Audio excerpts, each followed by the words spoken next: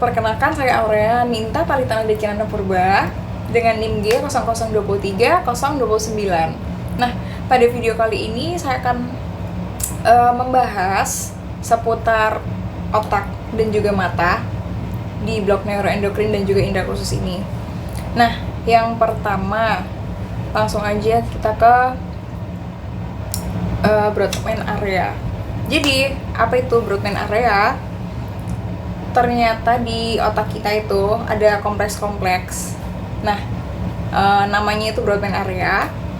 Nah, yang kita tahu itu kan otak berfungsi sebagai pusat dari segala aktivitas kita gitu kan, kayak kita melihat, mendengar gitu, atau mungkin gerak gitu.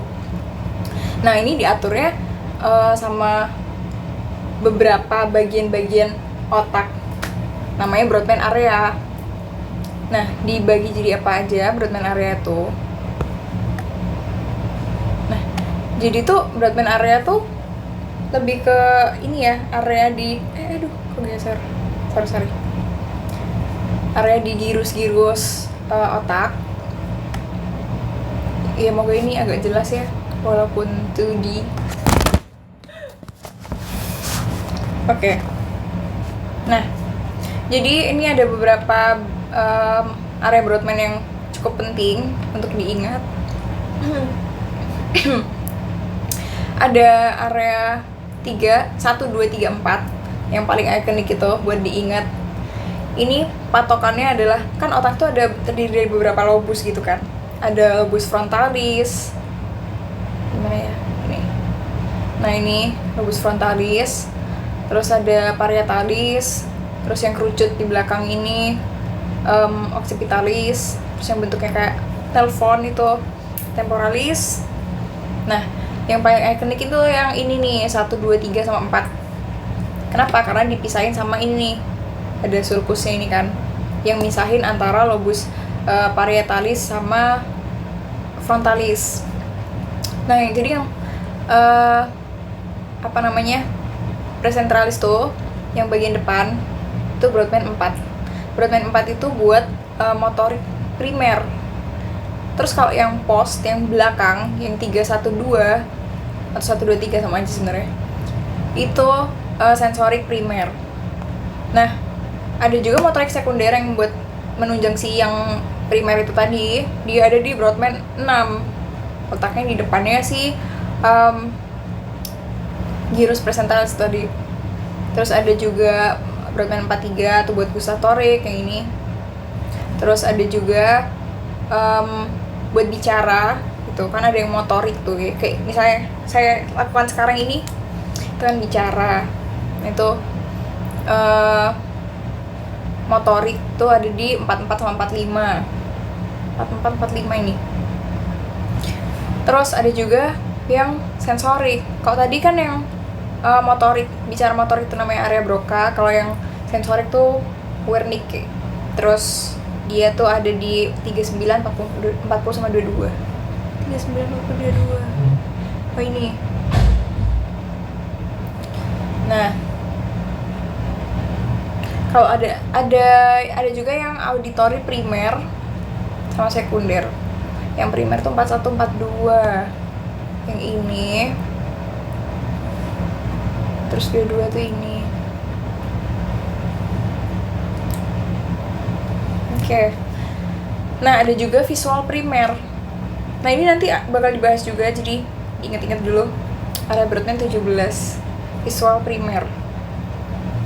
Sama 18, 19 tuh yang sekunder. 18, 19. Jadi kalau occipitalis tuh dia banyakan buat ini ya, emang penglihatan, visual. Oke, itu sih. Terus lanjut dulu, kita ke tractus pyramidalis. Nah, otak tuh kan pasti kerja ada buat ngirim sinyal tuh kan pasti ada jarasnya gitu kan, ada prosesnya, ada alurnya. Nah, jadi alurnya tuh gimana? Jadi yang pertama tuh kan ini dari ini deh, gambarnya aja deh. Nah, ini yang bentuknya C ini itu cortex cerebri. dari cortex cerebri itu dia nanti ke kapsula interna yang crus posterior ini. Ini kalau di otak tuh berarti dia substansia grisea. Apa kebalik ya? Ya, itulah. Terus ini dulu deh. Dari kapsula interna ini dia nanti ke mesencephalon. Dari mesencephalon terus dia lanjut terus dia sampai pons, terus medula oblongata. Nih pons, medula oblongata. Ini kan kelihatan nih bayang-bayangnya nih. Tuh, seret. Nah, tapi dia menyilang nih di sini, belok. Nah, persilangannya ini dia ada di decussatio pyramidalis. Nah, dia menyilang di sini. Jadi pokoknya kalau misalnya dari kiri berarti ntar di kanan, terus dari kanan ntar dia ke kiri. Gitu. Nah, yang menyilang ini namanya tractus tractus corticospinalis. Itu sama aja kayak tractus pyramidalis, cuman kayak nama lainnya gitu. Nah, yang menyilang tadi itu namanya tractus corticospinalis lateral. Tapi kalau yang ada juga satu yang dia nggak ikut menyilang gitu. Ya, kebalik lagi. Nah, ini itu dia namanya tractus corticospinalis anterior. Tuh. Ya udah deh, terus dia lanjut terus. Nah, dia nanti masuknya ke ini nih, di medulla spinalis. Dia di bagian posteriornya nih, di bagian dorsal. Itu dia kalau yang di bagian dorsal itu kan dia aferen. Jadi dia menerima informasi, menerima rangsangan gitu. Nah, nanti dilanjutkan ke bagian ventral itu dia eferen. Ya udah deh, nanti lanjut itu ke targetnya. Ini yang anterior ventral. Nanti ada dibahas lagi kok yang medulla spinalis. Udah deh. Nah, selain tractus pyramidalis, ternyata ada juga tractus lainnya. Tractus extrapyramidalis. Tractus extrapyramidalis itu ada apa aja? Jadi, ya singkat ini ada 4 ini ya. Itu ada vestibulospinalis, reticulospinalis, rubrospinalis, sama tectospinalis. Kalau di gambarnya tuh nih. Nih, vestibulospinalis.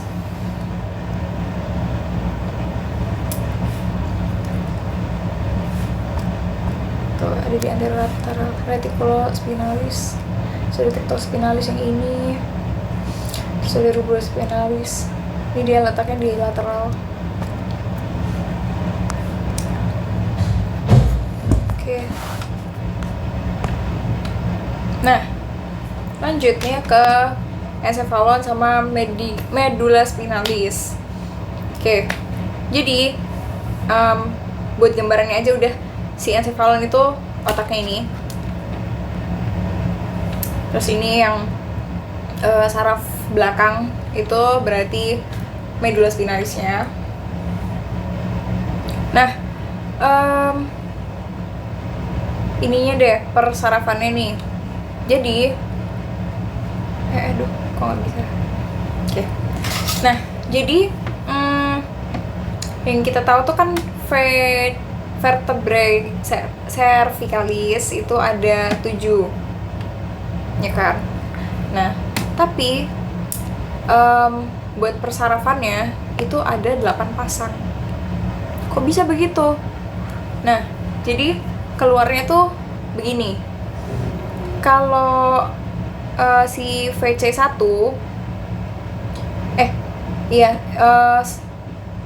nervus C1 ini dia keluarnya ada di atas VC1. Nah, yang kedua juga di atasnya VC2, yang ketiga di atasnya VC3, dan seterusnya sampai VC7. Nah, terus nervus yang ke-8 keluarnya dari mana? Nah, ini yang bedain dia keluarnya di bawahnya si VC7. Udah mulai dari situ, terus nervus di bawahnya nggak lagi keluar di bagian atas dari vertebrae yang sesuai sama namanya, tapi jadi di bawahnya seperti itu. Tuh kurang lebih sampai lumbal 2. Nah, nanti dia ada bentuk kerucut gini, terus saraf-sarafnya tuh keluar dari sini banyak kayak ekor kuda, makanya namanya cauda equina. Begitu. Terus ini medula spinalisnya. Kalau di yang lebih jelasnya kayak gini. Nah, ini tuh apa ya namanya? Yang bagian tengah itu kalau si medula spinalis itu substansia grisea. Nah, yang di bagian sekitarnya, di bagian luarnya itu dia yang substansia alba. Kebalikannya sama yang di otak. Kalau di otak tuh yang tengah tuh substansia alba, yang sekitarnya itu substansia grisea. Nah, ini terjawab tuh yang tadi. Nah, terus bagian depan itu ada visuranya. Nah, bagian belakang itu ada sulcus. Udah deh. Terus, oh iya, ini bagian posterior yang atas ini ya. Terus yang anterior yang bawah. Terus, oh iya, yang bedain nih. Yang bedain antara yang dorsal sama ventral tuh apa? Jadi kalau yang dorsal itu patokannya kita lihat aja ada ganglionnya. Yang ini, yang cembung ini. Nah, itu berarti dia yang bagian dorsal. Ventralnya itu dia ya udah lurus-lurus aja gitu. Ini. Sama kalau misalnya dari atas kelihatannya. Nah, ini yang posterior ini yang si dorsal itu tadi dia apa ya? Nyambung gitu sama tepinya. Tapi kalau yang depannya tuh enggak. Gitulah. Itu. Oke. Lanjut. Oh iya, kalau si kayak tadi aku sempat bahas juga, kalau yang posterior atau yang dorsal ini tuh dia buat aferen, tapi kalau yang ventral itu buat eferen. Ya udah, jadi kalau misalnya nerima yang aferen itu ntar dia lewat dorsal, tapi nanti buat gerak eferennya dia lewat ventral. Lanjut. Nah, oh iya, dari tadi kan udah dibahas gitu kan, encephalon. Jadi gimana sih embriologinya? Jadi pertama tuh sekitaran minggu keempat itu pada janin gitu ya, terbentuk struktur seperti yang ada di bohlam ini. Nah, bagian yang warnanya merah ini itu adalah prosencephalon. Terus bawahnya mesencephalon, terus yang ini rhombencephalon. Nah, setelah usia 5 minggu itu nanti dia akan berdiferensiasi. Jadi seperti ini. Nah, yang si prosencephalon itu dia nanti bakal jadi dua, itu ada di encephalon sama telencephalon. Nah, yang mesencephalon itu dia tetap nggak berdiferensiasi sih, cuman kayak ya udah tetap mesencephalon gitu. Terus yang rhombencephalon itu dia jadi metencephalon sama myelencephalon. Nah, yang apa tuh namanya? Oh ini nih, nanti kan di tengah-tengah itu dia bakal ada ruangnya gitu kan. Nah, ruangannya itu disebutnya ventricle. Isinya ventricle itu adalah cairan LCS. Nah, nanti kan bentuknya tuh bakal jadi kayak gini kalau udah terbentuk dengan sempurna. Nah, ini yang bentuknya kayak telinga gajah itu ventricle lateral. Terus yang bagian tengah yang cembung ini dia jadi ventricle tertius. Terus yang di area tadi bawahnya mesencephalon, nah itu dia jadi ventricle quartus. Ya begitu. Oh iya, si namanya tadi, si mesencephalon ini yang pokoknya coklat-coklat ini, nah dia tempatnya yang jadi pons nanti, yang bagian cembung. Oke, lanjut aja ke cranial nerves. Jadi di cranial nerves ini cepet aja, jadi ada 12. Nah, 12 ini tuh ada, ya udah sih, olfaktori sama optikus. Mereka keluarnya itu ada dari si cerebrinya langsung. Tapi kalau misalnya oculomotor sama trochlearis itu dia dari mesencephalon. Nah, kalau nervus 5, 6, 7, 8 itu mereka keluarnya dari pons. Kalau yang 9, 10, 11, 12 itu mereka dari medula oblongata. Oke. Nah, ini gambarannya. Jadi kalau yang pertama tadi kan olfaktorius. Olfaktorius itu keluarnya kan di bulbus olfaktori. Nih, intinya dia buat penciuman. Terus ada nervus opticus. Nervus opticus tuh dia yang warnanya semi abu-abu ini, yang kayak tanduk. Oke, terus habis itu yaudah yang ini oculomotor yang warnanya oranye. Terus habis itu yang warna pink ngejreng itu trochlearis. Terus yang ini ada brachium pontis yang bentuknya kayak tangan gini atau tanduk rusa. Itu dia tempat keluarnya nervus 5 trigeminus. Terus ada juga, nah ini nomor 6. Oh iya, benar-benar. Oke. Nah, ini 5, 6, 7, 8. 5, 6, 7, 8 itu keluarnya di pons. Nah, itu ada nervus trigeminus yang warnanya itu tadi yang tanduk rusa. Terus ada juga abdusen yang warnanya ungu. Terus habis itu hijau facialis. Terus yang pink muda ini ada vestibula cochlearis. Nah, terus habis itu 9, 10, 11, 12 itu keluarnya semua di medula oblongata. Oke, terus next ada circulus arterios Willisi. Jadi, apa sih yang memvaskularisasi gitulah di bagian dalam tengah-tengah otak tuh ada vaskularisasi apa gitu. Nah, ini ada sistem yang namanya circulus arteriosus Willisi. Nah, si circulus arteriosus Willisi ini tuh biar ada gambaran letaknya tuh di sini nih. Ini otak view bawah ya.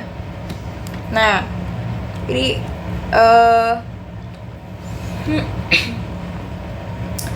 ini dari batang otak. Ini kalau misalnya di copy paste, nah bentuknya kayak gini. Aku jelasinnya dari ini aja deh, karotis interna dulu deh. Nah, jadi kan ini berarti kan dari arah bawah kan ini karotis interna. Karotis interna ini dia kalau udah ketemu sama percabangan ini, selanjutnya nanti tuh dia udah bukan karotis interna lagi, namanya jadi cerebri media. Cerebri media. Terus kalau yang ke atas dia jadi cerebri anterior, terus ke bawah jadi posterior. Bukan. Nah, yang posterior itu dia yang ini nih, yang melengkung ini. Nah, Jadi apa sih yang ngubungin dari si karotis interna tadi? Kenapa nggak langsung ke cerebri posterior? Nah, ada kok, tenang, ada yang ngubungin. Apa namanya? Komunikans posterior. Ini kalau digambar yang ini nih, ini kan dari si karotis interna ini kan, terus ini yang cerebri posterior, ini yang media. Nah, ini yang ngubungin ini namanya komunikans posterior. Loh, ada yang posterior berarti ada yang anterior dong. Ada. Yang anterior tuh di mana? Kalau di gambar ini tuh yang ini nih, yang jembatan kecil nih di atas. Nah, ini itu komunikans anterior. Udah deh, terus yang bagian ini, yang panjang bawah ini. Yang bawah ini namanya basilaris.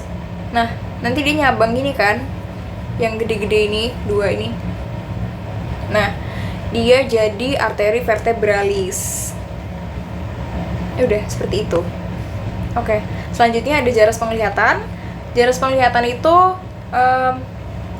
ya udah sih, berarti dari mata, terus habis itu kan nanti buat sampai ke otak gitu kan. Dari mata sendiri itu dia nanti bakal lewat kornea, terus habis itu ada aqueous humor, terus habis itu ada lensa. Dari lensa terus habis itu nanti dia ada vitreous humor, terus habis itu nanti dia ada retina. Yang kita tahu kan retina bisa menangkap cahaya berbagai warna. Nah, itu nanti habis itu dilanjutkan ke nervus opticus lewat si canalis opticus yang ini kalau di gambar ini. Nah, nanti dia akan menyilang, serba-serbi menyilang. Nah, menyilangnya itu di mana? Di optik chiasma. Chiasma. Nah, di sini. Nah, dia nanti menyilang, berarti yang kanan tuh dia bakal ke kiri, yang kiri bakal ke kanan. Terus habis itu kemana? Ke lateral geniculate nucleus atau nucleus geniculatum lateralis. Nah, habis itu dia kemana? Nanti dia bakal dilanjutin ke primary visual cortex atau si area Brodmann 17 yang tadi yang sempat aku bahas di slide area Brodmann tuh. Oke. Terus itu aja sih. Nah, selanjutnya ada parasimpatis sama simpatis. Apa sih bedanya? Nah, buat bedanya jadi buat apa ya, singkatnya, buat secara distribusi itu kan kalau simpatis itu kan berarti kita kan bekerja secara sadar gitu kan. Kalau misalnya parasimpatis itu nggak sadar. Jadi kayak misalnya kita mau gerakin tangan, aku mau gerak tangan, wah simpatis ini. Nah, terus kalau parasimpatis gitu, apa ya contohnya? Kayak misalnya ya udah kita makan gitu kan, nggak mungkin kita kayak wah aku habis makan harus mencerna makanan nih, nggak, langsung otomatis gitu. Nah, itu kan berarti apa ya, kayak misalnya buat gerak gitu berarti oh toraku lumbal, ya udah. Terus kalau parasimpatis kan berarti kan tanpa sadar, kranio sakral, kranium, langsung dari otaknya gitu. Itu buat distribusinya. Terus kalau lokasi preganglioniknya gimana gitu. Nah, ini nih RILCLMS, singkatnya cornul lateralis. Nah, itu dia apa tuh namanya, kan segmen medula spinalis gitu kan, di segmen T1 sampai L2 gitu. Nah, dia nanti menuju ke ganglia truncus sympathicus atau ganglion prevertebralis. Nah, bedanya sama yang parasimpatis nih, kalau parasimpatis nih si nukleus saraf kranial 37910 masuk substansia grisia medula spinalis di segmen 2 sampai 4. Itu dia nanti menuju ke ganglion terminalis. Kalau tadi simpatis tuh ganglia truncus sympathicus atau prevertebralis, kalau parasimpatis itu ganglion terminalis. Terus panjang aksonnya.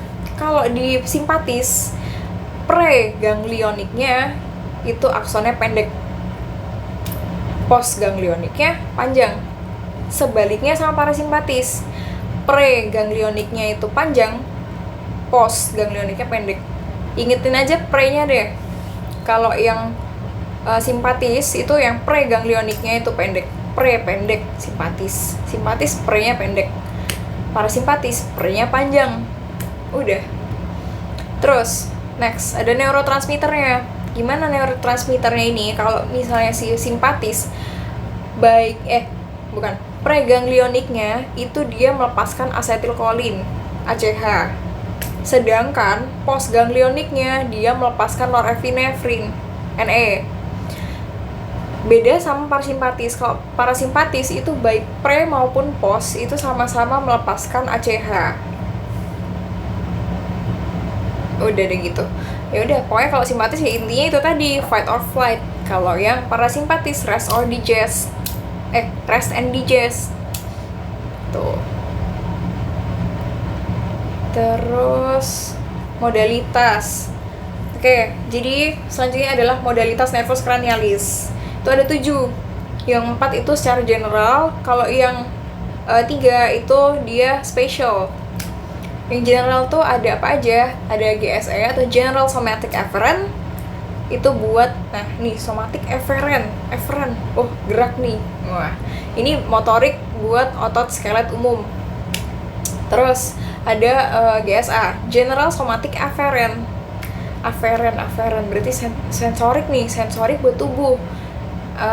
Meliputi apa? Kayak nyeri, suhu, raba, tekan gitu. Nah, terus kalau GVE, General Visceral Afferent, itu berarti dia autonom dari parasimpatis. Terus ada GVA, General Visceral Afferent. Nah, sama-sama visceral, tapi dia afferent. Berarti dia sensorik umum, tapi di organ visceral.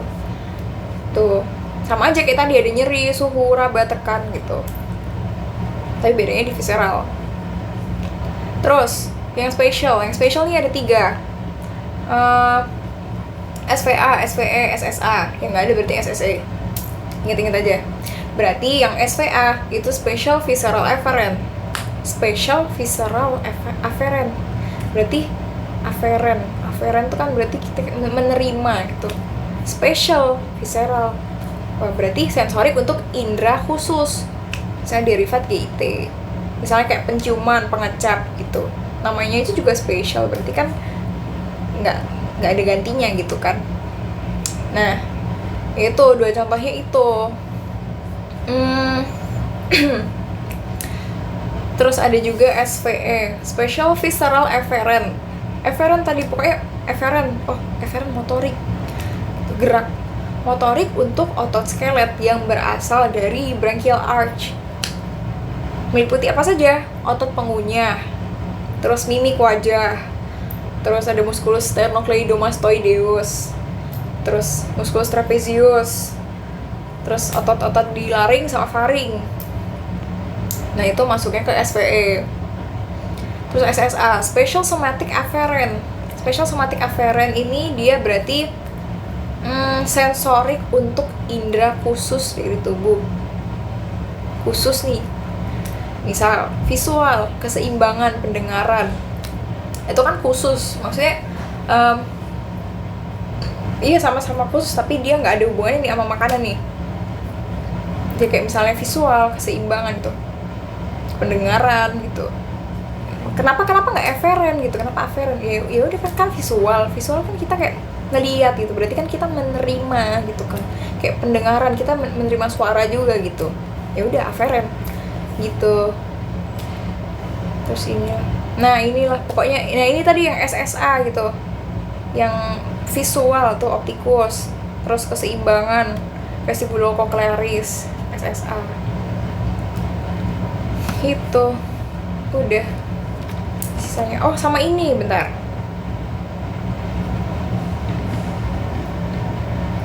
sama mau jelasin buat yang otot-otot penggerak dari bola mata. Nah, jadi kalau yang kita lihat itu kan bentuknya kayak gini, yang bukan kayak gini. Bukan kayak gini kan, kayak gini. Nah, ototnya ini listriknya. Dia namanya orbicularis oculi, tapi bukan ini yang buat ngerakin bola mata. Ada lagi. Nah, otot-otot yang ini nih. Set. Oke. Nah, jadi biar kita tuh bisa buka mata, bisa melek gitu. Itu otot apa sih yang bekerja? Ternyata ini. Nih, levator palpebra superior. Ya sesuai namanya aja, levator. Terus selain itu ada muskulus-muskulus lain yang juga ikut bekerja untuk menggerakkan bola mata nih. Rectus ini ada rectus superior, lateral, medial, sama inferior. Nah, ada juga muskulus yang bentuknya kayak apa ya, kayak arit gini. Nah, itu oblik. Nah, pokoknya bentuknya nggak lurus nih, oblik gitulah ya. Nih, kalau yang kayak gini, yang di atas nih superior oblik, kalau yang di bawah ini inferior oblik. Udah. Jadi misalnya ini kan mata kanan ya. Nah, ini mata kanan. Kayak misalnya dia mau ngelirik kanan bawah, berarti yang kerja tuh si muskulus ini nih yang superior oblik. Nah, kebalikannya kalau misalnya dia mau ngelihat kanan atas, berarti dia yang kerja tuh si muskulus inferior obliknya. Gitu. Terus, tapi yang ini lainnya normal sih, kayak misalnya mau ngelihat ke tengah. Ngelihat ke tengah. Apa namanya? Ngelihat ke kiri, sorry. Ngelihat ke kiri. Ini kan mata kanan, mau ngelihat ke kiri gitu. Berarti dia si rectus medialnya. Kalau kanan ya ada lateral rectus gitu. Oh iya, ini apa namanya, nervus opticus nih, seperti itu. Oke. Ya itu tadi sekian dari yang bisa saya jelaskan. Apabila ada kesalahan kata maupun kurang lebihnya, saya mohon maaf. Sekian, terima kasih. Semoga bermanfaat.